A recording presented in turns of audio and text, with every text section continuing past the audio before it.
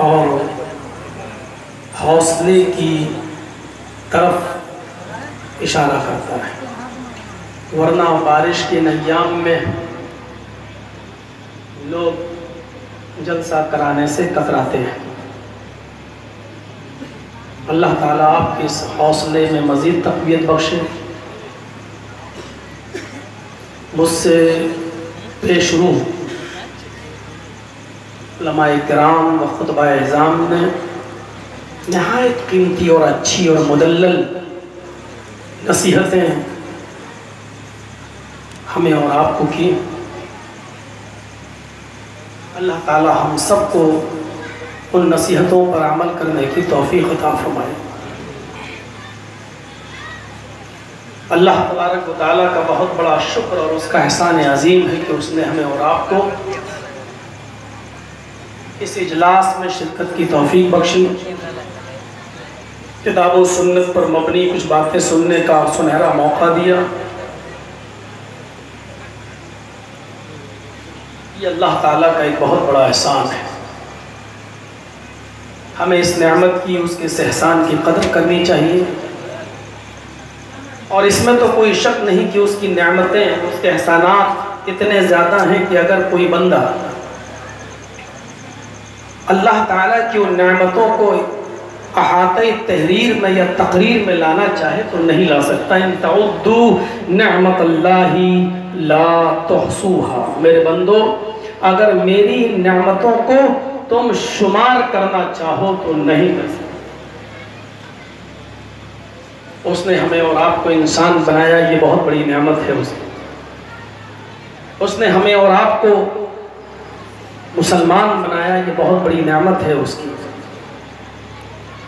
उसने हमें और आपको कुरान करीम जैसी एक मुक़द्दस किताब हमारी रुश्द व हिदायत, फलाह व बहबूदगी और नजात के लिए उसने हमें और आपको अता फरमाई, ये उसकी बहुत बड़ी नेमत है।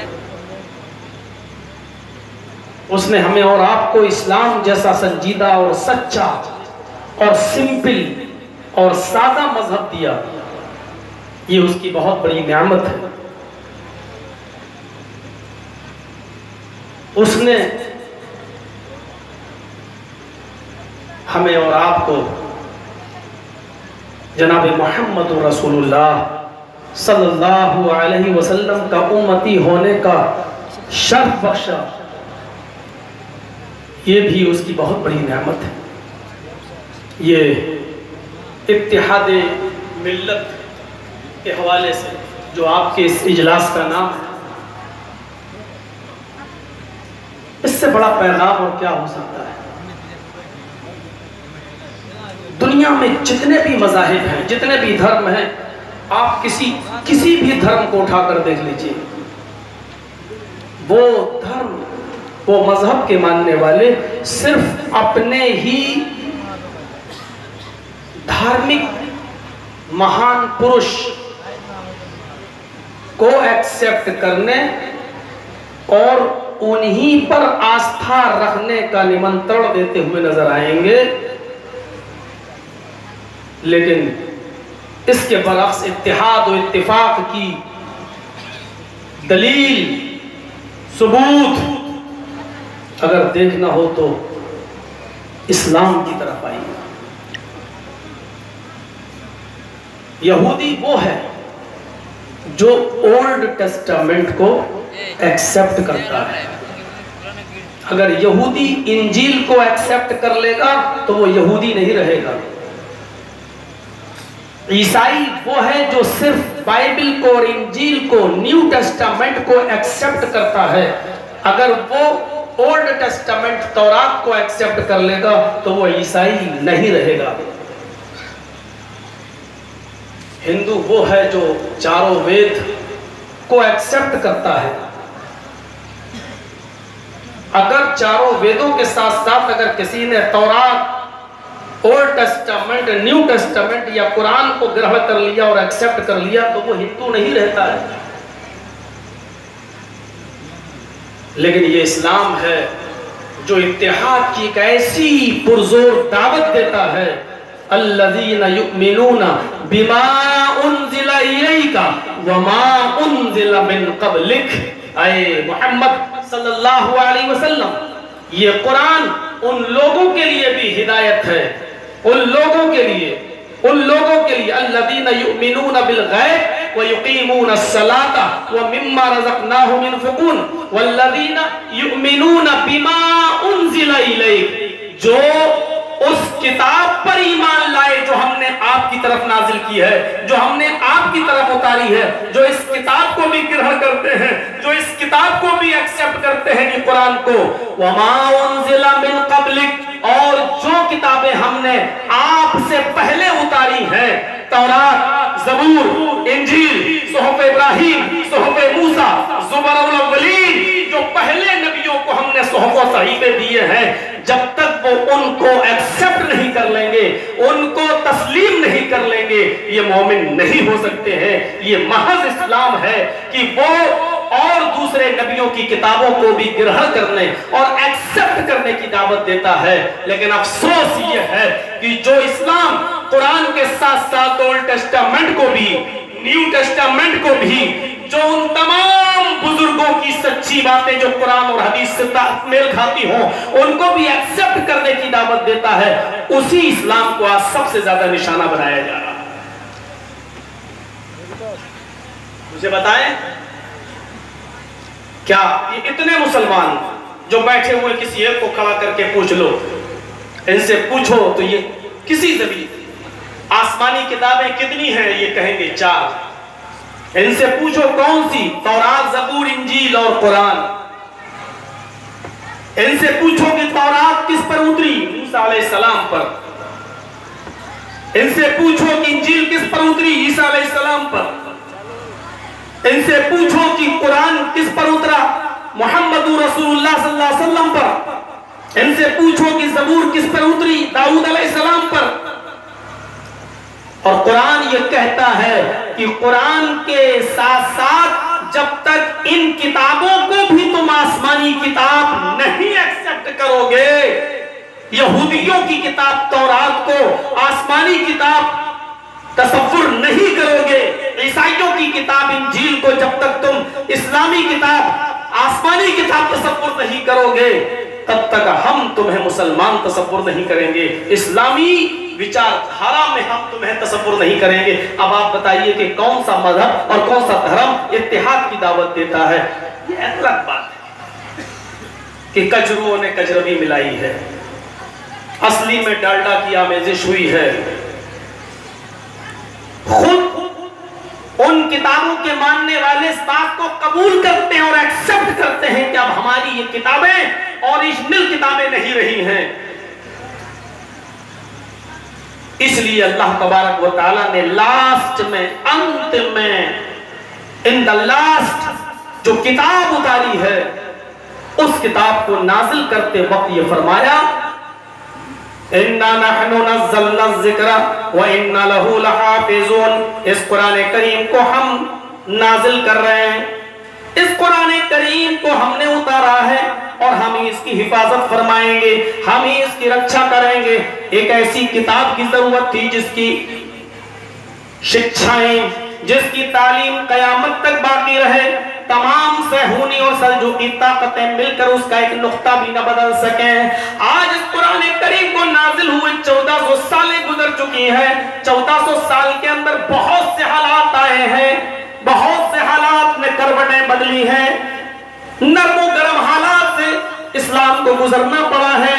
मुसलमानों को उस दौर से नर्मो नाजुक और नर्मो गरम हर दौर से गुजरना पड़ा है, लेकिन मुसलमानों पर आफतें आई, मुसलमानों पर मुसीबतें आई, लेकिन माफ कीजिएगा तमाम सहूनी और सल्जूकी ताकतें मिलकर भी कुरान करीम के एक नुक्ते को दाएं से बाएं नहीं कर सकी हैं। लेकिन कुरान इस बात की दावत देता है कि कुरान पर ईमान लाने के साथ साथ तौरात और ज़बूर और इंजील पर भी तुम्हें ईमान लाना है। इसी तरीके से कुरान ये भी कहता है, इस्लाम ये भी कहता है कि जिस तरीके से तुम मोहम्मद रसूलुल्लाह को नबी मानते हो, इसी तरीके से हमने मोहम्मद रसूलुल्लाह से पहले जितने नबी भेजे हैं, तुम्हें उन नबियों पर भी ईमान लाना पड़ेगा। अगर तुमने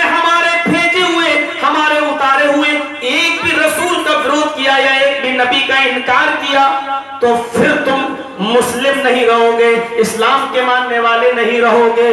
मोहम्मद रसूलुल्लाह के साथ साथ जब तक कोई मुसलमान मूसा अलैहिस्सलाम को, मोसेस को, और ईसा अलैहिस्सलाम जीसस को जब तक अल्लाह का नबी ना माने, अल्लाह का पैगंबर ना माने, इस्लाम उसको मुसलमान नहीं मानता है।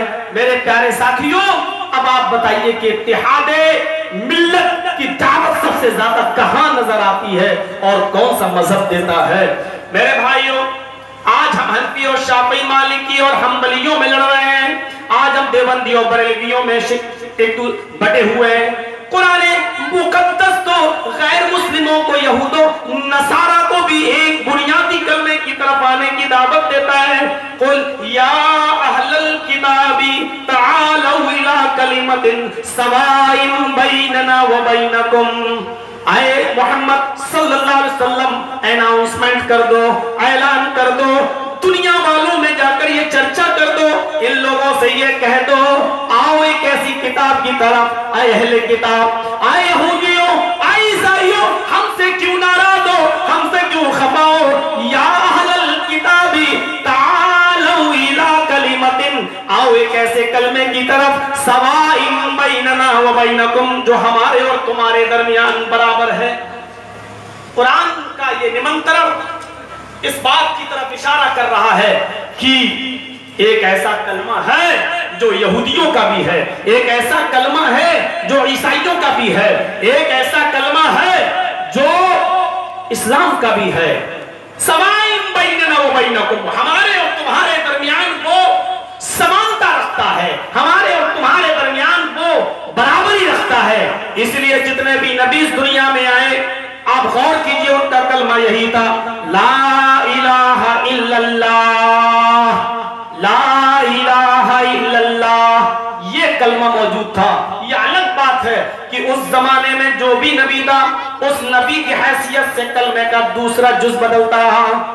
मूसा अलैहिस्सलाम थे तो ये कलमा यूं कहलाया जाता था, पढ़ा जाता था, ला इलाहा इल्लल्लाह मूसा रसूलुल्लाह।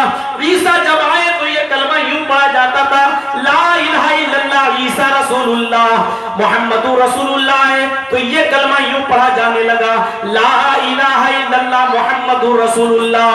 मेरे भाइयों, कुरान एक ऐसे कलमे की तरफ आने की दावत देता है। यहूदियों, ईसाइयों, अहले किताब, जिनको किताबें दी गई हैं, आओ एक ऐसे कलमे की तरफ जो हमारे और तुम्हारे दरमियान बराबर है। यानी कुरान यहूदियों को भी इस कलमे की तरफ बुला रहा है, ईसाइयों को भी इसी कलमे का निमंत्रण, दावत दे रहा है। फिर मतभेद, घृणाएं और नफरत, ये पंडित नहीं फैला रहे, ये शंकराचार्य नहीं फैला रहे हैं, मौलवी नहीं फैला रहे हैं। ये नफरतों की खाई वो लोग फैला रहे हैं जो एक जानवर के खून को इंसान के खून से ज्यादा अहमियत दे रहे हैं, और दूसरी तरफ यही लोग उसी जानवर का मीट और गोश्त पूरी दुनिया में सबसे ज्यादा दूसरे मुल्कों में सप्लाई कर रहे हैं। ये इनकी दोगली पॉलिसी है, ये इनका चरित्र है, ये इनका असली रूप है, ये इनकी असली शक्ल है कि हम नफरतें तुम्हारे दरमियान फैलाएंगे, देशवासियों के दरमियान फैलाएंगे।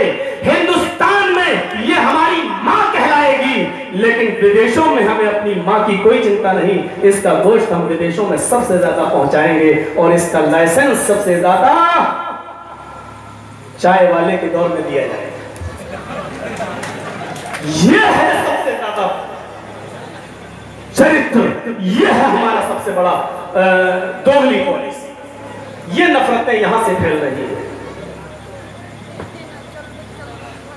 मजहब कभी नफरत नहीं फैलाता। जो कलमा मूसा का है, जो कलमा ईसा का है, मैंने वेदों की जब स्टडी की तो उसी की शक्ल हमें इसी तरीके से वेदों में भी मिलती है। एकम ब्रह्मा द्वितीय नास्ति नास्ति किंचन, आखिर शक्ल तो वही है, एक ही ब्रह्मा है, दूसरा नहीं है। क्या यही तो ला इलाहा इल्ला अल्लाह के सिवा कोई है ही नहीं, और इसी को एकम ब्रह्मा द्वितीय ना, एक ही है दूसरा है ही नहीं। ये उसी कलमे की लैंग्वेज के बदल जाने से, भाषा के बदल जाने से मतलब और मफहूम और अर्थ तो नहीं बदल रहा है। यही कलमा हमारे हिंदू भाइयों का भी है, बल्कि एकेश्वरवाद अगर देखा जाए तो हिंदू भाइयों में इतना ज्यादा है कि अगर हिंदू भाइयों के दो फिरकों के दरमियान जो सनातन धर्म है और आर्य धर्म है, तो आर्य धर्मों में अगर देखा जाए तो उनके यहाँ तो मूर्तियों की पूजा करना बिल्कुल शिर्क। इसी तरीके से जिस तरीके से हम मुसलमानों के दरमियान, हमारे दरमियान शिर्क का जो रद्द किया गया है, बिल्कुल आर्य धर्मी आर्यवर्त के लोग भी शिर्क को, मूर्ति पूजा को उसी तरीके से गलत मानते हैं। उनके यहां पर भी नहीं, लेकिन हमारे बहुत से हिंदू भाई करते हैं बिल्कुल ऐसे ही जैसे मजार पर चादर चढ़ाने का सबूत और मजार को चूमने और चाटने का सबूत और मजार वालों के पास जाकर बेटा बेटी मांगने का सबूत न रब के कुरान में मिलता है, न मुहम्मदुर रसूलुल्लाह के फरमान में मिलता है, लेकिन इसके बावजूद बहुत से मुसलमान ऐसा अमल करते हुए नजर आएंगे। मेरे भाइयों, किसी भी मजहब की खूबी देखना है तो उस मजहब के मानने वालों को देखकर किसी मजहब की हैसियत का अंदाजा नहीं लगाया जा सकता है, बल्कि उस मजहब की टेक्स्ट बुक को पढ़कर, उस मजहब के ग्रंथों को पढ़कर उसकी हक्कानियत और सत्यता और सदाकत का एतराफ किया जाएगा। आइए एकम ब्रह्मा द्वितीय नास्ते को देखें और महीदेव से सवितु परिष्टुति को देखें और यचित्तियो यो बिम्बिम्मा नस्तस्मा देवी शोरी ऋषा को देखें। मांगो उससे, वही है सब कुछ देने वाला। ये यजुर्वेद का मंत्र है, यचित्तियो यो बिम्बिम्मा, यचित्तियो मांगो उससे, वही है बिम्बिम्मा सब कुछ देने वाला। नस्तस्मा देवी शोरी ऋषा, उसके अलावा कोई भी देवी देवता तुम्हें कुछ भी नहीं दे सकता, उसके अलावा तुम्हें कोई भी देवी देवता तुम्हें कुछ भी नहीं दे सकता। जिस तरीके से वेदों में ये सत्यता आज भी लिखी हुई है, उसी तरीके से कुरान भी कला फाड़ फाड़ के ऐलान कर रहा है, चीख चीख कर कह रहा है, इन्नल्लज़ीना तदऊन मिन दूनिल्लाहि लन यख़्लुक़ू ज़ुबाबन वलम यज्तमऊ लहू व इन यस्लुबहुमुज़्ज़ुबाबु शयअन ला यस्तनक़िज़ूहु मिनहु। कुरान भी गला फाड़ फाड़ के कह रहा है, अल्लाह को छोड़कर तुम जिनको पुकार रहे हो, अल्लाह को छोड़कर तुम जिनके पास भी जा रहे हो, अल्लाह को छोड़कर तुम जिनसे बेटा बेटी मांग रहे हो, अल्लाह को छोड़कर तुम जिनके आस्थानों पे सवाल कर रहे हो, ला यख़्लुक़ू ज़ुबाबन, ये एक मक्खी भी पैदा करने की शक्ति नहीं रखते, एक मक्खी भी पैदा करने की ताकत नहीं रखते।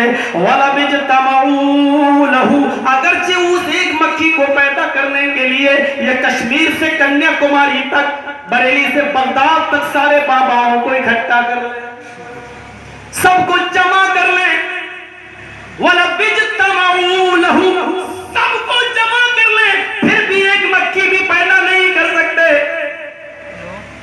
मेरे भाइयों, हो सकता है हमारी कुरान की इस आयत का जवाब कोई लैपटॉप वाले बाबा जो लैपटॉप लेकर घूमते वो ये दे दें कि कुरान की आयत बुतों के बारे में नाजिल हुई है, अल्लाह ने बुजुर्गों के बारे में नहीं कहा है। मौलवी जर्जीस झूठ बोलता है, ये बुतों के बारे में कहा है। अरब के लोग बुतों को नहीं पूजा करते थे, कुरान कहता है इन्नल्लज़ीना तदऊन मिन दूनिल्लाहि इबादुन अम्सालुकुम, अल्लाह को छोड़कर तुम जिनको पुकार रहे हो, इबादुन अम्सालुकुम, ये तुम्हारे ही जैसे बंदे हैं, ये तुम्हारे ही जैसे इंसान हैं। अरब के लोग इंसानों को बुजुर्ग बनाए हुए थे, अरब के लोग इंसानों को बुजुर्ग बनाकर उनसे मदद तलब करते थे। अल्लाह ने इसलिए उनको काफिर करार दिया है और मुहम्मद रसूलुल्लाह ने इस्लाम के अंदर उनकी एंट्री को रिजेक्ट कर दिया है और डिस्ट्रॉय कर दिया है, उनकी एंट्री को तस्लीम नहीं किया है। लाख कलमा पढ़ें, अगर अल्लाह को छोड़कर अल्लाह की मखलूक से मदद तलब करेंगे तो उनको इस्लाम के अंदर एंट्री नहीं दी जा सकती है। यही तो इत्तिफाक और इत्तिहाद है। आओ एक ऐसे कलमे की तरफ जो हमारे और तुम्हारे दरमियान एक है। सवाइम बैनना व बैनकुम इबादत नहीं करेंगे। ये यहूदियों में भी है, ईसाइयों में भी है, हिंदू भाइयों में भी है, इस्लाम में भी है। और इस्लाम इसी कलमे की बुनियाद पर सबको इत्तेहाद की दावत देता है। आओ एक ऐसे चलिए, थोड़ी सी बात निकलती रहेगी, बहुत ज्यादा टारगेट नहीं बनाऊंगा, लेकिन बर्दाश्त भी नहीं होता, इसलिए कचौके लगाता रहूं। मैं अपनी आदत से मजबूर हूं और इसीलिए बहुत सी जगहों पर सिर्फ इसलिए नहीं बुलाया जाता हूं कि हम हालात संभाल नहीं पाएंगे। बुलाना चाहते हैं लेकिन शर्त लगाते हैं, मौलाना ये नहीं बोलना है, मैं मना कर देता हूं, किसी और से तुम बुलाइए, क्योंकि वादा कर लूं नहीं बोलूंगा, लेकिन बोलने लगता हूं तब कौन रोकेगा? और फिर जबान है, निकल गया तो निकल गया, क्या करोगे? तो खाइयां जो होती है, नफरतों की दीवारें जो होती हैं, वो मजहब नहीं बढ़ाता, हिंदू धर्म नहीं बढ़ाएगा, ईसाइयत में नहीं है, इस्लाम में नहीं है। ये जाती मफाद के लिए बढ़ाई जाती है, जाती मफाद के लिए बढ़ाई जाती है। और ये पॉलिटिकल एक गेम बन चुका है, राजनीति का एक हिस्सा बन गया। हमें इसी पर अपनी बुनियादें खड़ी रखना है, इसी पर। आइए एक दूसरी चीज बताता हूं, इत्तिफाक और इत्तेहाद से। हिंदू धर्म में जो 4 वेद आए हैं, उन चारों वेदों की जो व्याख्या है, जिनको हम तफसीर कह सकते हैं, वो 18 पुराणों में है। 18 पुराणों में ये 3 पुराण बड़े मशहूर हैं, श्रीमद् भागवत पुराण, कल्की पुराण और भविष्य पुराण। इन तीनों पुराणों के अनुसार, मुताबिक अब तक जितने भी नबी, पैगंबर, ऋषि, मुनि, मैसेंजर्स इस दुनिया में आए, उनकी संख्या, तादाद 64,000 के करीब है।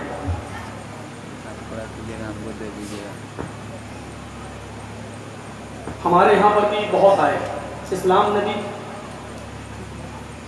बताया है कि बहुत से रसूल आए, बहुत से लोग तो उसकी गिनती भी बता देते हैं, कमोबेश 1,24,000। लेकिन कुरान ने सिर्फ इतना कहा है कि हमने कुछ रसूल ऐसे भेजे कि जिनका जिक्र कर दिया, और कुछ ऐसे भेजे हैं कि जिनका जिक्र हमने आपसे नहीं किया। बहरहाल जितने भी नबी आए उनकी तादाद बहुत है,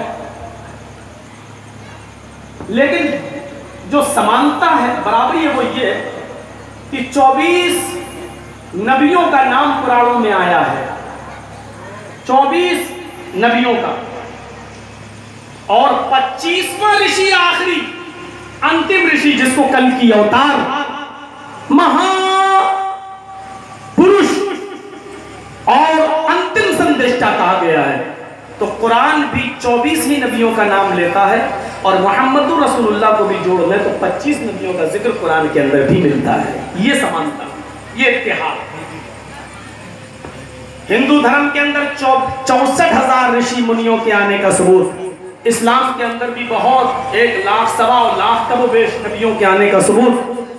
लेकिन ताज्जुब यह है कि 64,000 नबियों रसूलों का नाम न हिंदू धर्म की किताबों में है, ना कुरान और हदीस में है, लेकिन 24 नबियों का नाम जो पुराणों में आया है, कुरान में भी उतने ही नबियों का नाम आया है। और 25वें ऋषि को, 25वें नबी को आखिरी नबी, अंतिम महर्षि कहा गया है, जो सबके अंत में आएंगे, सबसे आखिर में आएंगे। उनका नाम कल की बताया गया, कल की अवतार। उनका नाम नराशंस, उन्मा, मोहन मदन, ये उनके नाम बताए गए हैं, और उनकी कुछ भविष्यवाणियां की गई हैं। यही चीज हम आपके सामने रखना चाहते हैं, इत्तेहाद। आखिरी नबी को कल की अवतार कहा गया, जो सबके अंत में आएंगे, आखिर में आएंगे। कल की मीनिंग, कल की का माना ये होता है कलंक को मिटाने वाला, स्याही को खत्म करने वाला, गुनाह को खत्म करने वाला, गुनाहों को मिटाने वाला, पाप ताप को नष्ट करने आप ताज्जुब करेंगे। जो नाम वेदों में मोहम्मद रसूलुल्लाह का अंतिम ऋषि का बताया गया कल की अवतार, गुनाहों को मिटाने वाला मोहम्मद रसूलुल्लाह के बहुत से नाम हैं। उन नामों में आपका नाम शफीउल मुज़नबीन भी बताया गया है, गुनाहगारों की शिफाअत करने वाला, गुनाहगारों को अपनी सिफारिश और शिफाअत से जन्नत में दाखिल कराने वाला। जरा गौर कीजिए, शफीउल मुज़नबीन, गुनाहगारों की शिफाअत करने वाला, और कल की अवतार, स्याही को मिटाने वाला, स्याही को खत्म करने वाला। नबी अकरम सल्लल्लाहु अलैहि वसल्लम का एक दूसरा नाम हदीस की किताबों में माही भी बताया गया है। हजरत जुबैर इब्न मुतइम फरमाते हैं कि हमने नबी अकरम सल्लल्लाहु अलैहि वसल्लम से सुना कि अल्लाह के नबी ने फरमाया, इन्ना ली अस्माअन, मेरे चंद नाम है, अना मुहम्मद, मेरा एक नाम मोहम्मद है, वाना अहमद, और मेरा एक नाम अहमद है, वानल माही, और मेरा एक नाम माही है, मिटाने वाला। यमहुल्लाहु बिल कुफ्र, अल्लाह मेरे जरिए कुफ्र को मिटाएगा।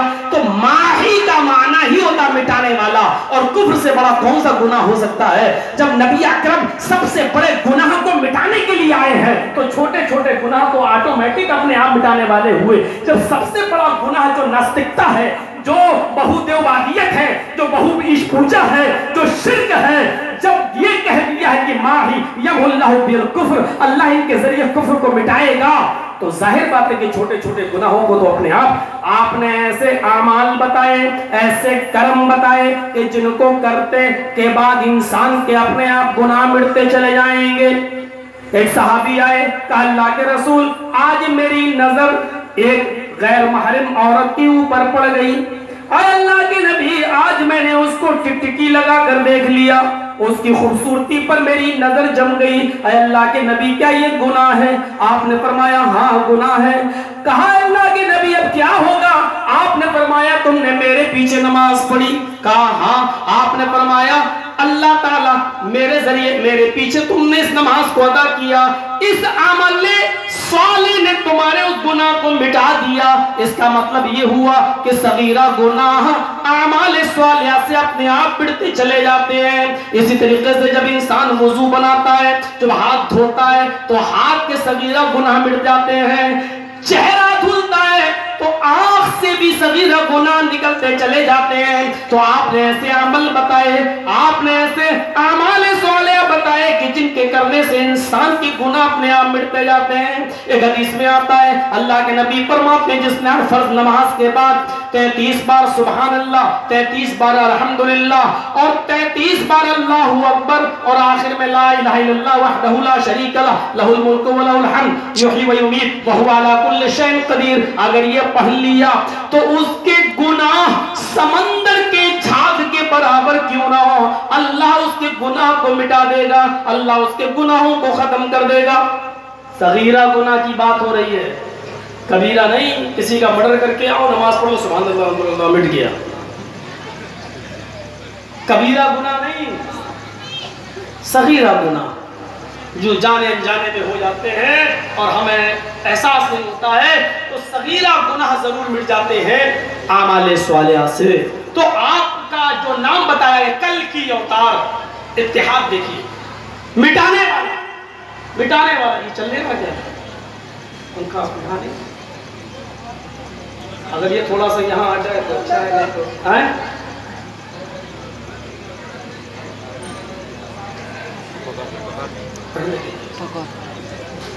अच्छा छोड़िए, चलिए चलिए, अरे आप लोग बैठिए, नहीं डिस्टर्ब हो जाएगा। अगर आ जाए तो ठीक है, नहीं तो छोड़ दीजिए।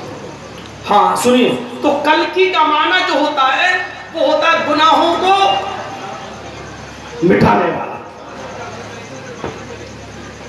और मोहम्मद सल्लल्लाहु अलैहि वसल्लम का जो नाम है माही, इसका माना भी होता है मिटाने वाला।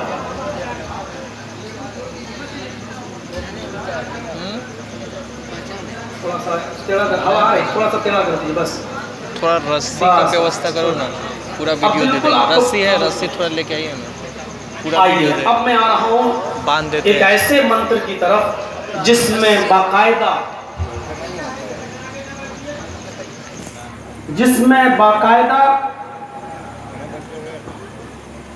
मिंबर तक का जिक्र, प्रचार करने का जिक्र, नेकियों के काम कराने का जिक्र और गुनाहों को मिटाने का जिक्र अपने आप मौजूद। तथस्तु शंभल गिरा में सोत स्वाजीव जात मंगलाचार्य बहुला पापिता विभजिज्जत। श्रीमद् भागवत पुराण स्कंद 12 अध्याय 2 मंत्र 18। कल्कि अवतार, अब कल्कि को मैं बार बार नहीं बताऊंगा, गुनाहों का मिटाने वाला, एक बार बता दिया। कह रहा हूं रहने दीजिए, हो गया तो फिर आप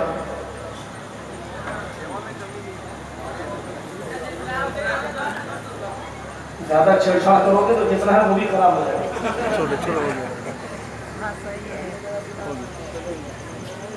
तथस्तु शंभल गिरा में सोत स्वाजीव जात है। तथस्तु शंभल ग्राम, कल की अवतार शंभल ग्राम में आएंगे। मेरी पुरानी तकरीरों में आपने सुना होगा शंभल की मीनिंग होती शांत, और ग्राम मानी गांव, शांति वाला गांव, यानी अल बलदिल अमीन, अमन वाला शहर मक्का।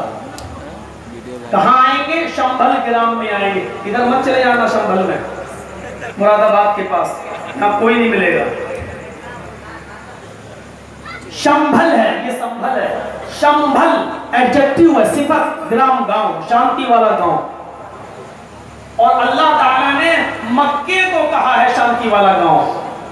वत्तीन वज़ैतून वतूर सीनीन वहाज़ल बलदिल अमीन, और कसम है मुझे शांति वाले शहर की, समन वाले शहर की, यानी मक्के की।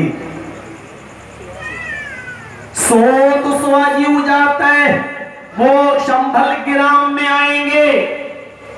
और मैं इसका तर्जमा करके कह देता हूं मक्के में आएंगे। किसी हिंदू भाई को ऐतराज हम पे नहीं करना चाहिए, यह तर्जमा आपके वेद प्रकाश उपाध्याय जी ने किया है।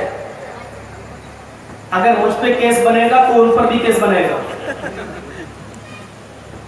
शंभल ग्राम में आएंगे, मक्के में आएंगे।